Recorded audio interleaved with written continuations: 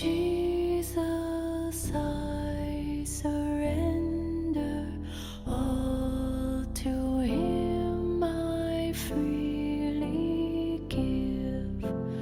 I will ever love and trust Him, in His presence daily live. The 6th of December 1931, Volume 30. Good of the prolixity of time. How God counts the hours and the minutes to fill them with graces. One who does the divine will tears the veil that hides her Creator. Bath of light that the divine will gives. I was feeling oppressed because of the privations of my sweet Jesus, and as though tired of my long exile, and I thought to myself, I would never have believed it. A life so long. Oh, had it been shorter, as for many others, I would not have gone through so much. But fiat, fiat. I felt that my mind wanted to make nonsense. Therefore I prayed Jesus to help me, and I swore to him that I want to do always his adorable will. And the sovereign Jesus, dispelling the darkness that surrounded me, made his little visit to my soul and told me with unspeakable tenderness, Good daughter, courage. Since your Jesus wants to give you more and receive more from you, I permit the prolixity of time. There is no comparison that holds between one who has given me proofs for a few years and one who has done so for long years. A prolonged time always tells more. More circumstances, more occasions, more tests, more pains. And remaining faithful, constant, patient in so many circumstances, and not for a little time but for a long time, oh, how many more things does this tell? You must know that each hour of life under the empire of my divine will is new divine lives that one receives, new graces, new beauties, new ascendancies that we get before God, corresponding to a new glory. On our part, we measure the time, what we give, and we wait for the requital of the act of the creature in order to give again. And for the creature it takes time in order to digest what we have given, and therefore let her take another step toward us. If she adds nothing to what we have given, we do not give immediately, but we wait for her to act in order to give again. So there is nothing greater, more important, more pleasing before us than a prolixious life, lived in a saintly way. Each hour is already one more proof of love, of fidelity, of sacrifice that she has given us, and we count even the minutes, so that not one of them be not filled with graces and with our divine charisms.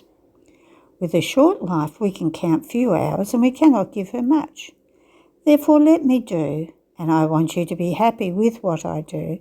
And if you want to be happy, think that each hour of your life is a pledge of love that you give me, that will serve to bind me to love you more. Aren't you happy? After this I was continuing my acts in the divine will, and I felt upon me the empire, its immensity that overwhelmed the whole of me within it. And my beloved Jesus added, Beloved daughter of my will, to live in it means to recognize its paternity. And as she feels herself a daughter, she wants to be close, clasped on the knees of her Father, and live in his house. And by right, because she recognizes herself as a birth from he who, with so much love, generated her and delivered her to the light. And she looks at all other things as extraneous and without the sweet bond either of paternity or of relationship. So she sees with clarity that by going out of the house of her father, she would be a lost daughter who would not have even a nest in which to form her abode. And this is why one who does and lives in my divine volition tears the veils of our power and finds that her Creator powerfully loves her and draws her, creature, with his power to make himself powerfully loved. Tearing the veil, she finds the sacrarium of the divine power, and she fears no more, because if he is powerful to love her and to make himself loved. And loving with powerful love, she becomes daring and tears the veil of the divine wisdom, of goodness, of mercy, of love, and of justice, and finds as though many divine sacraria that love her wisely and with a goodness most tender and excessive, united to mercy unheard of. They love her. She finds the overflowing love that loves her immensely. And since the divine being is order, he loves her with justice. And the creature moving from one sacrarium to another, not outside but inside of these veils, feels the reflections of her Creator, and she loves him wisely, with goodness and tenderness, united to mercy that, since her God has no need of it, she turns for the good of all generations. And feeling the love that overflows within her bosom, oh, how she would want to melt herself in love in order to love him. But justice, preserving her, gives her the just love, as much of it as is possible for the creature, and it confirms her in life. My daughter, how many things do these veils of our divine qualities hide? But to no one is it given to tear these, our veils, except to one who does and lives in our will. She alone is the fortunate creature who sees her God not veiled, but as he is in himself. And because we are not recognized as we are in ourselves, they have such low and perhaps even distorted ideas of our supreme being. And this is because, not having our will in them, they do not feel within themselves the life of he who created them. They touch our veils, but not what is inside, and therefore they feel our power as oppressive, our light eclipsing, as though in act of moving them away from us and putting them at a distance. They feel our sanctity veiled that makes them feel ashamed, and, discouraged, they live immersed in their passions. But it is all their fault, because there is a sentence pronounced by us in the terrestrial paradise. Here one cannot enter. This is a place only for those who do and live in our will. And therefore the first creatures were put out, placing an angel as guard to prevent their entrance. Our will is paradise for creatures, terrestrial on earth and celestial in heaven, and it can be said that an angel is placed there to guard it. One who does not want to do it and does not want to live in its arms and live common life in its house would be an intruder if he did so. But he cannot do it either, because our veils become so thick that he would not find the way to get in. And just as an angel forbids him the entrance, so another angel guides and gives the hand to one who wants to live of our will. Therefore content yourself with dying 1,000 times rather than not doing our will. You must know that our will is all eyes over the happy creature who wants to live of it, and as she does her acts, it gives her its bath of divine light. This bath refreshes her and makes her feel the divine coolings. And since the light, as it forms by its own nature, produces fecundity, sweetness, flavours, colours within its veil of light, so while in appearance it seems only light, inside it hides so many beautiful riches and innumerable qualities, such that no other element can be said to be similar to it. Even more, it is from the light that they implore the fecundity and the good that each element must do in the order in which it was placed by God.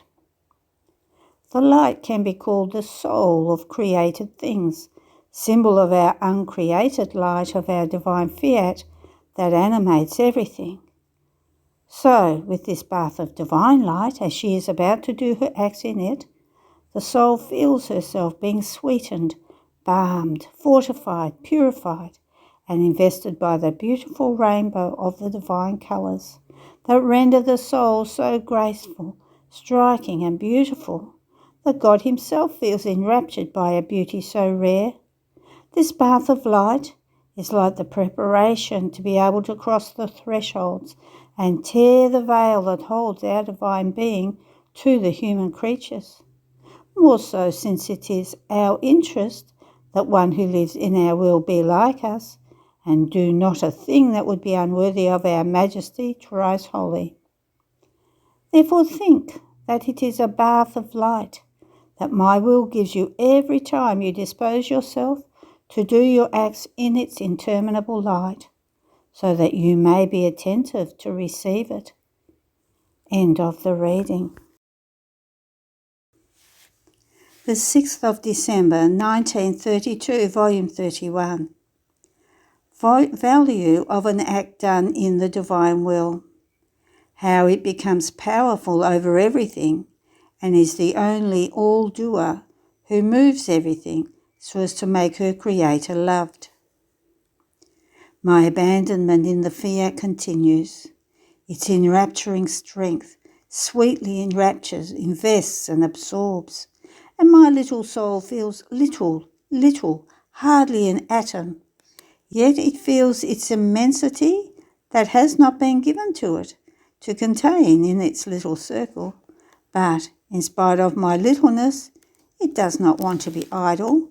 It wants to love, to bless, to glorify, to thank He who loves it so much that He has given her His very divine will to her at her disposition. But while my mind was lost in it, my celestial sovereign Jesus, visiting my little soul, told me, "My daughter, you cannot understand the complete value that an act done in my divine will contains. So much is its value, its greatness, that the same creature who has done it cannot enclose it completely inside of her. She is filled, and not being able to contain it, it overflows outside and runs in the same immensity of the eternal fiat. And everything that it envelops and encloses in its immensity repeats the same act of the creature, so that if you love, adore, bless me, thank me, you give the large field to all created things to repeat your act, in a way that the heavens and the earth, the sun and the wind, seas and rivers, plants and flowers, all in chorus say, "We love you, we adore you, we pray you," and so forth. It is as one echo that resounds in everyone and everything, and with its investing strength that my will possesses, it absorbs and makes all things undergo the same act that the creature has done in my will. And oh, what sweet surprise! What marvellous enchantment that an act reigns over everything and makes its act repeated by everyone. This little atom that enters into our volition becomes powerful over everything and sweetly feeds her same act to everyone in order to make her Creator loved. Therefore, our Supreme Being feels that the creature who enters into our volition moves everything. She makes her voice run in all things, and not wanting to be alone, she invests, reigns, and makes all things invested by the fiat say what she wants. Does she want to love? Then she makes all things say love. Does she want to adore, to bless? Then everything lends itself to adore and to bless. In sum, she is the commander over all creation, and we let her do it. It is our same volition that wants what she wants, and its same power, its empire with which she was invested. And we delight so much in seeing the littleness of the creature run in our immensity, and we feel the company of the creature, because keeping each other company means recognizing each other, that we are already together with her, to recognize the act that she does, its value, so that she can tell us how much she loves us. Because the more she knows that her act is great, the more she gives us, and the more we feel ourselves loved, and the more we love her. So she alone is who comes from earth to break our solitude, and the only all-doer who wants to move all things to love us, bless us, and thanks us. It is true that other creatures are in our divine will, but not knowing that we are with them and for whom they work, and the value of their works, they live as strangers and as far from us. And this is a great sorrow for us, to have children, to keep them in our house, that is in our will, as if we did not have them, and they do not recognise He who already gave them life and loves them so much. This does not happen with one who already knows she lives in our will. We know each other. We live as between children and father. Rather, she lives in us, and we in her, and we form one single will. End of the reading. The 6th of December 1937, Volume 35. As the creature lives in the divine volition, Jesus rings his little bell to call the residents of heaven and those of earth. How the divine love urgently needs the company of the creature.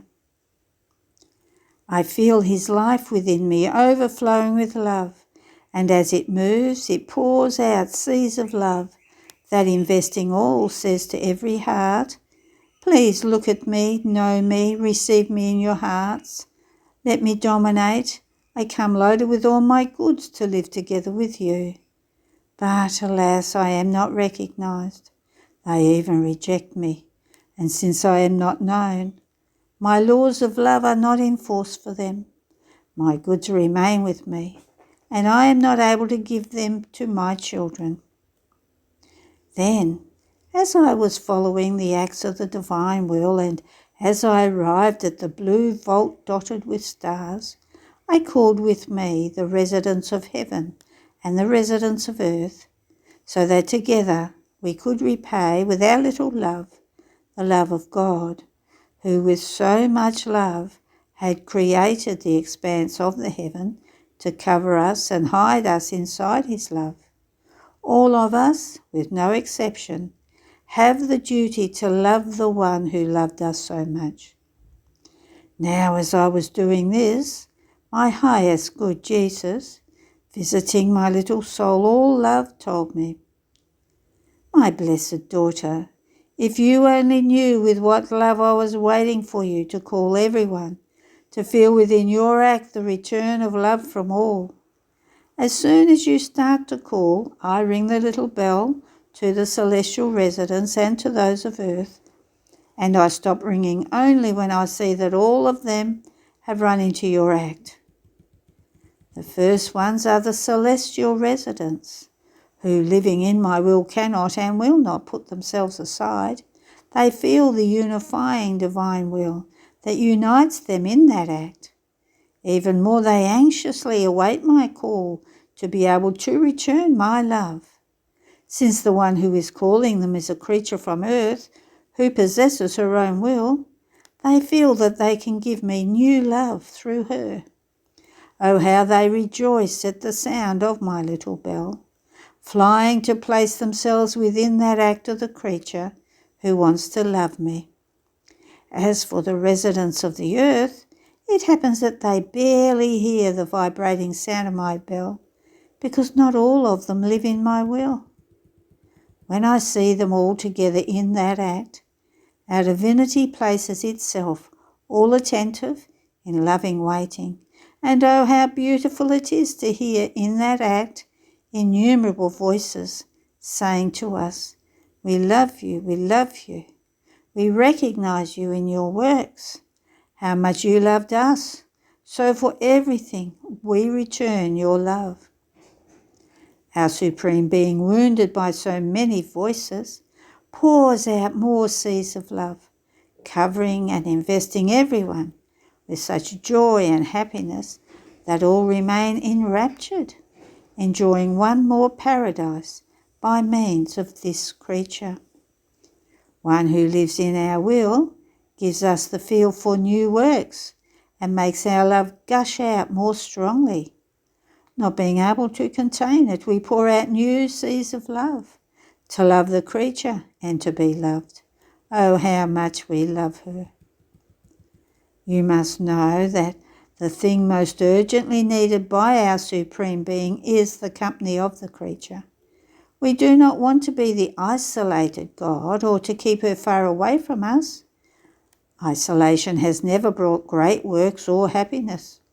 Company matures the birth of good and makes the most beautiful works arise to the light. This is why we created so many things, to have the opportunity to have her company many times for as many created things. And since we always remain in the act of doing what we did once, the one who lives in our will accompanies us always. She receives our creative act, and we receive the glory and the return of created love. Therefore we keep her company in the celestial spheres, in the shining sun, in the blowing of the wind, in the air that all breathe, in the murmuring of the sea. Everywhere and in every place she follows us, she defends us and returns love to us. She cannot live without us, without loving us, and we cannot be without her. So, jealous, we hold her tightly to our divine womb. Then he added, the company of the creature is so dear to us that we form with her our recreation. We make the most beautiful decisions for our glory and for the good of the whole human generations. We accomplish our designs while being in her company. Our love rises to new life and keeps making up new devices of love and new surprises in order to chain the creature to our love, always and more. If it wasn't for her company, with whom could we pour ourselves out? Over whom could we pour our designs? Where could we place our ever-rising love? Without the company of the creature, our goods would be depressed, without being able to give life to what we want to do for love of the creatures. See then how necessary her company is to our love, to our works, to the fulfillment of our will. End of the reading. There are no more readings today.